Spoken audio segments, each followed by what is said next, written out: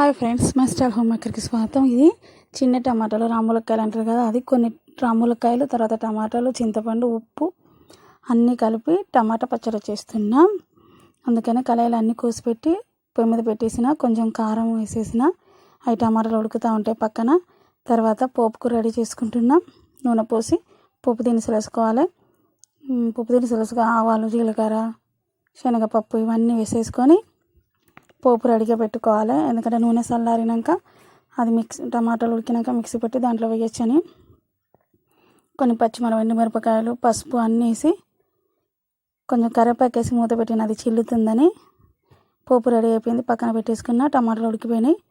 తర్వాత కావాల్సిన ఎల్లిపాయలు కచ్చపచ్చగా దంచుకుని, కొంచెం జీలకర్ర, మెంతుల పొడి, ఆవ పొడి మొత్తం రెడీగా పెట్టుకున్న.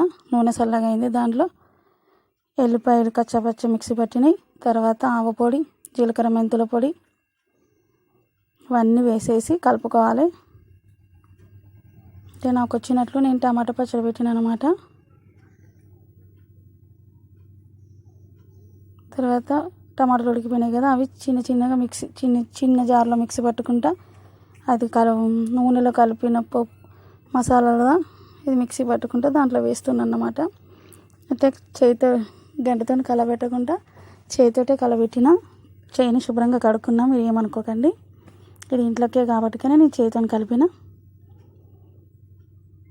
కలిపేసుకొని ఒక డబ్బాకి ఎత్తుకున్నా. ఇంతే ఫ్రెండ్స్.